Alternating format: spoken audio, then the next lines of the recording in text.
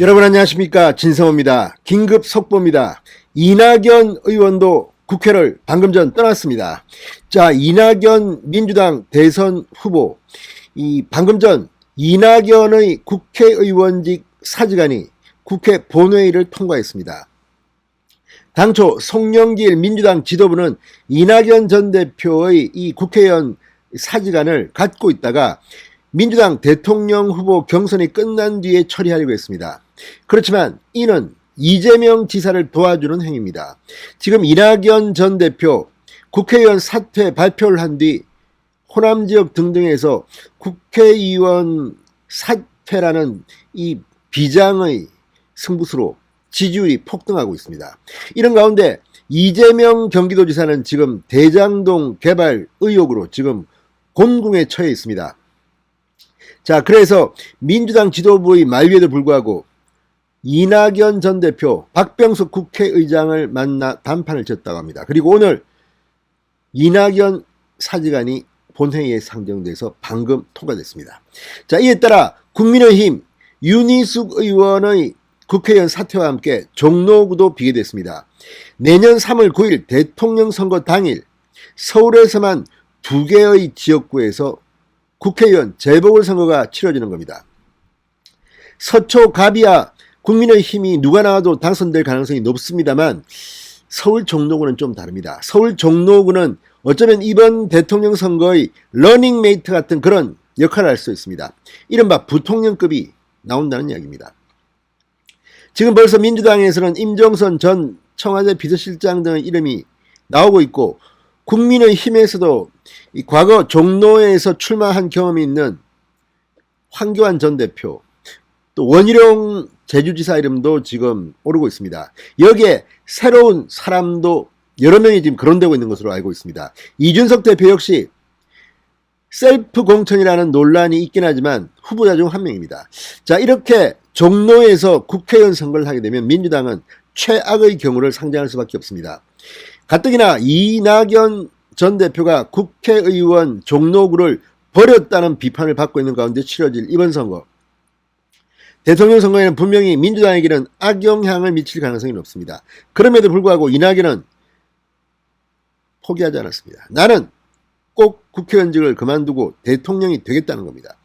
자, 이재명 지사는 지금 조금 깨름직할 겁니다. 지금 논란이 되고 있는 대장동 개발 의혹이 생각보다는 파문이 클 것으로 보입니다. 자, 이재명이 이 대장동 파문을 민주당 대선 경선 전에 극복하느냐, 그 뒤에 극복하느냐, 극복하지 못하느냐. 지금 이낙연 전 대표는 상당히 기회를 거머쥔 것 같습니다. 여기에 정세균 전 국무총리가 도중하참으로서 호남표가 이낙연에게 더 집중될 것이라는 분석도 있습니다. 그렇지만 선거는 해봐야 합니다. 이재명도 호남에서 만만치는 않습니다. 이미 이재명은 자기 고향 대구 경북에서 승리를 한 바 있습니다. 자, 점점 분위기가 달아오르고 있습니다. 이낙연의 국회의원 선거직 사퇴 어떻게 작용할까요? 진성호의 직설 시작합니다.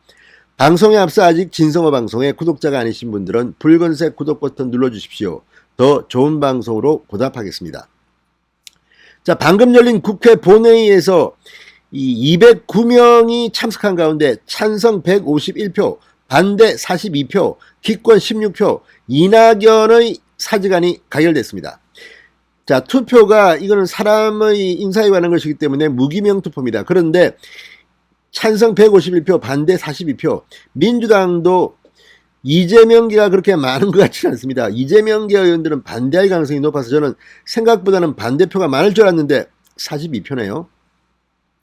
자, 민주당 대선 경선에 참여 중인 이낙연 대표는 지난 8일 저의 모든 것을 던져 정권 재창출을 이루겠다며 의원직 사퇴를 선언했습니다. 그러나 민주당 지도부가 만류하면서 이거 또 쇼하는 것이냐, 이낙연이 비판도 받았습니다. 그러나 결국 이낙연의 고집, 박병석 국회의장의 동의, 그리고 송영길의 후퇴, 그렇게 해서 이낙연의 국회의원직은 방금 전 날아갔습니다. 이낙연이 국회를 떠났습니다. 이낙연이 사퇴했습니다.